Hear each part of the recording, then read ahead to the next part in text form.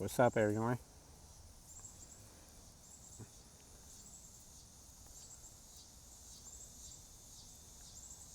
I wanted to speak about something that I was thinking about doing the other day, but I was really tired. I had forgot to do it.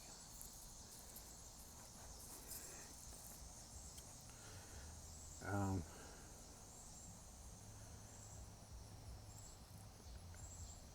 I want to speak about the day that I went to visit a psychic.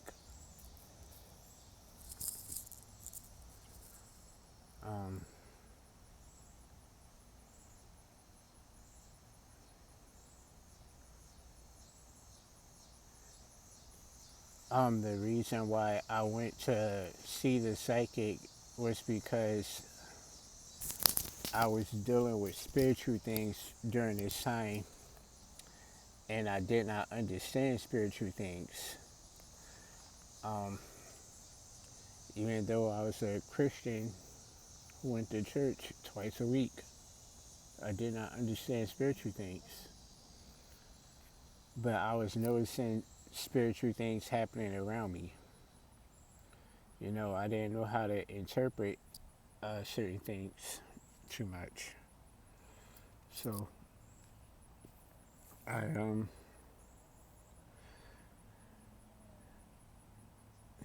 yeah, I was kind of going through it, man. I was having a lot of fights with my girlfriend at the time. Uh, I had got laid off from my job, but I found another one. But I had to start over again, so I was a little bit stressed out about that. Um, like I said, I was struggling with my faith um, because I was going to this Mormon church, and you know, most of the people at the church, they seemed cool and everything, man.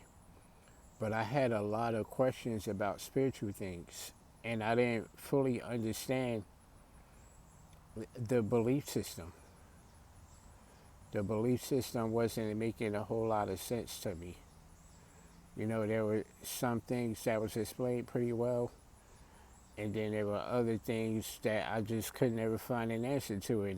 The people at the church didn't seem to know either. So uh, I decided I'm going to go see a psychic. I was bored anyway this day. I was just sitting in my room looking at the wall. I was so bored, and I said, you know what? I'm going to go see a psychic. So I got up, I got dressed, I left out the door. I went to go see a psychic. I went to go visit her for real. And when I went to her shop, I knocked on the door. The lady opened the door and she looked at me. She said, "You're a Christian." And I'm thinking to myself, like, that's a pretty good guess, but you can make a guess like that about almost anyone. Um, so don't expect me to take that one as a freebie. I highly doubt that's what that was. As a matter of fact, I'm thinking back on this situation now. This woman had some spirits around her. Um, like I said before, usually these people are being told certain things by certain spirits. Just like how I tell people all the time that the Most High God would sometimes speak through me. You know what I mean? When I don't have the words to say, when I don't know which words to use, He will give them to me. So,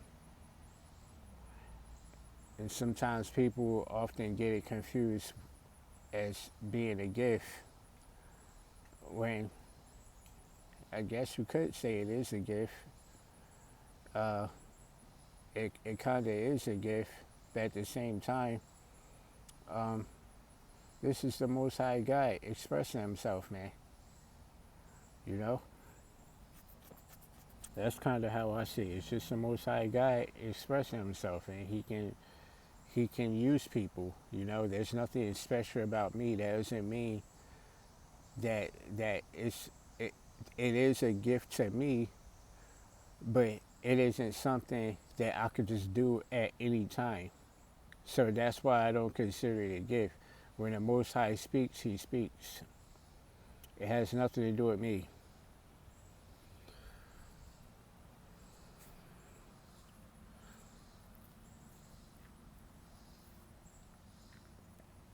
So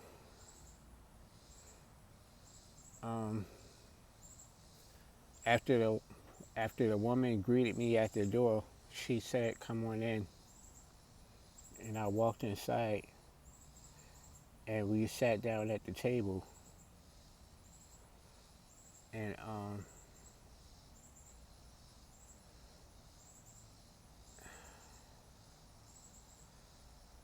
she said she's going to. She told me she was going to do.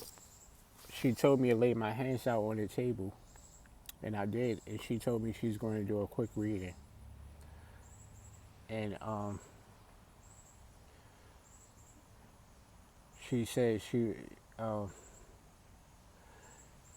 she said she was going to look into my past, and after about 2 minutes or so, she's like meditating, concentrating and stuff. She got her hands on top of mine, and after after about 2 minutes or so, she looked at me. She said, "You came a long way." She said, "You also have a gift." She said, "What kind of gift do you have?" I told her I write poetry. I honestly didn't know how to answer that question, so I just told her I write poetry. Because when you say gift, that could be anything. And I didn't want to give her too many answers. I wanted her to tell me what's happening in my life. So when I told her this, she said, "There are many demons around you." Now, when she said there were many demons around me, I thought she was talking about, like spirits and things like that. And during this time, I didn't really too much believe in that, even though I was troubled spiritually at the time. I was noticing weird things happening in my life. And the way I saw it, it might have been due to like a hex or witchcraft, but not spirits and ghosts. To me, that was nonsense back then. I didn't believe in none of it. So she was telling me that what she say? She said every time you have money or you have plans to save money, the demons will show up and they make sure you somehow lose it. That one threw me back for a minute when she said that, because that's actually true. And I started wondering who is telling her this. I started wondering who is telling her this. Is this God telling her this? Or is she really guessing this stuff? I was feeling some type of way, but I didn't say nothing. So, um, what else she said? Just like the lady at the church, she brought up the night that I nearly got shot. And the guy pointed a gun at my head, and I told him if he wanted to shoot me, he would have done it already. She had mentioned that night. Um, And then she started talking about my ex-girlfriend, the one I had just recently broke up with at that point. Um, she said, you were in love. Your heart was broken. Once again, that was true. Um, so um, I sat down and I talked to the psychic for about 10 minutes, man. She basically talked about my past. And she said she wanted to set up a second visit with me where she's going to do a tarot reading. And she's also going to talk about my present and my future. And she said she was going to also teach me how to ward off demons. And like I said before, um, when when she mentioned demons, I assumed spiritual stuff. I did not assume that she was talking about like the people around me. You know, I need to be more vigilant about the people I call my friends. That was her way of saying it in so many words. But at the time, I did not fully understand what she was talking about. When she said demons, I thought she was talking about spirits, and I didn't believe in that. So I kind of didn't listen to her. But at the same time, I was having problems with money during this time. It was like every time I got some money, like my car would break down, uh, my light bill is almost $200 just out of nowhere. You know, stuff like that, bro. It always be something, bro. So, um, but yeah, that was what she said, man. She said she's going to set up a second visit with me, and I told her I would gladly come and see her again, if it helps me to understand what's going on in my life. And she said, I want you to come back. I think she said, I think she said in about 2 weeks. She said, come back and see me in about 2 weeks. This was a long time ago. This was back in like 2012. So, yeah, it was a long time ago. So she said, I want you to come back and see me in like 2 weeks. She had gave me an appointment card and she wrote down the time she wanted me to come. And she was like, you don't have to pay me for this visit. Um, you can pay me next time when we do a continuation. Or we could set up a payment plan. But she said, don't worry about it for now. Which is odd. She didn't even charge me. So when she answered the door and told me I was a Christian, it really was a freebie, I guess. She gave me a freebie just that day. I wasn't expecting it. So I leave. And sure enough, 2 weeks went by. I went by there again. I went to her shop again. And when I went this time, I knocked on the door. She came to the door. She said, can you come back in about 10 minutes? And I looked at her. She looked like she was scared or something, bro. Not really scared. She just was like, I don't know. She didn't seem, she didn't seem the same. So she was like, can you come back in about 10 minutes? I gotta handle something real quick. And I said, sure. I wanted to go to the store across the street over here anyway, grab me something to drink, and I'll be right back. And she said, perfect. I'll see you then.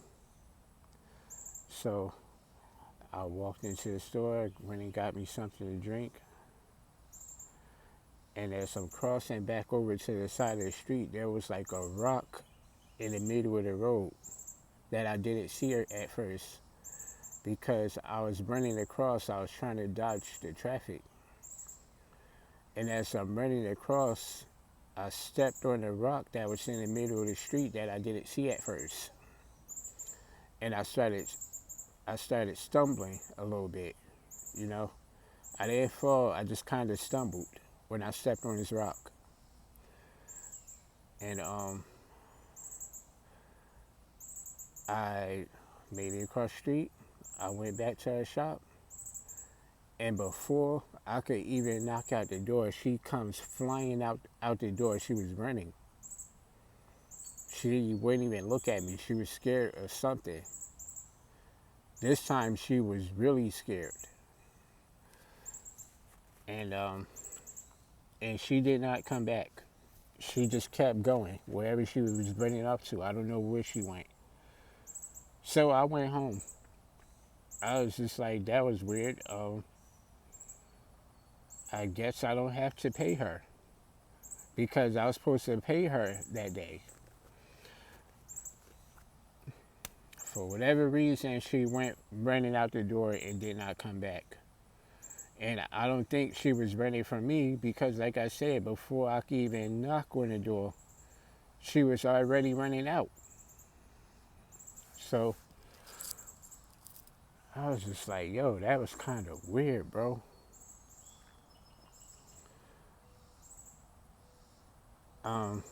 I decided to go home. But before going home, I decided to stop at Burger King and get me some lunch before I go home. Because this is when I used to eat that nasty crap. You can't pay me to eat it now. So, you know how Burger King, they used to have TV sets in there where you could watch the news and stuff. And I'm sitting out at the table, I'm eating my lunch, I'm watching the news, and apparently an earthquake had just happened. And I'm like, for real, when? And like, it was all over the news. I'm like, for real, when? And then they stated the time that it happened. And when they stated the time that the earthquake happened, because I didn't notice any earthquake or anything, they were saying on the news that this was the biggest earthquake in the state of Virginia since like the 1930s. Like, this earthquake was huge. The entire state shook. If some of you remember this earthquake back in 2012, if you live in the state of Virginia, you know exactly what I'm talking about. It was a huge earthquake. It was all over the news. And I looked, like I said, I looked at the time where it happened. It was around the same time I went to go see the psychic. And the reason why I didn't know that the earthquake happened was because when I was running back across to the other side of the street to get to our shop and I tripped over that rock and I started stumbling, I'm guessing that was when the earthquake happened, and that was why I didn't notice the earthquake happened. It had to happen right at that moment.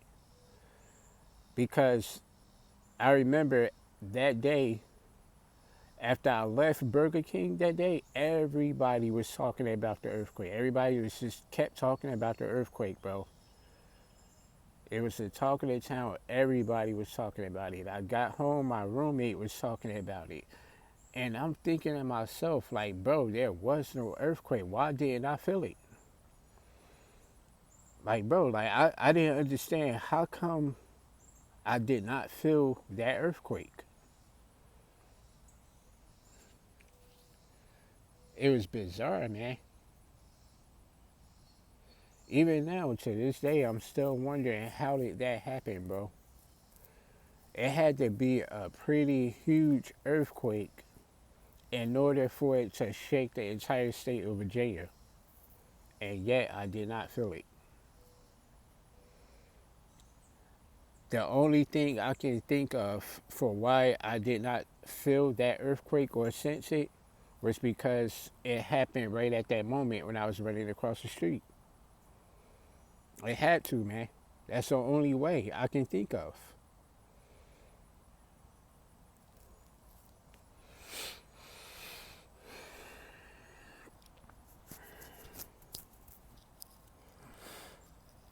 Anyway, I never appeared at her shop again. This was back in like 2012.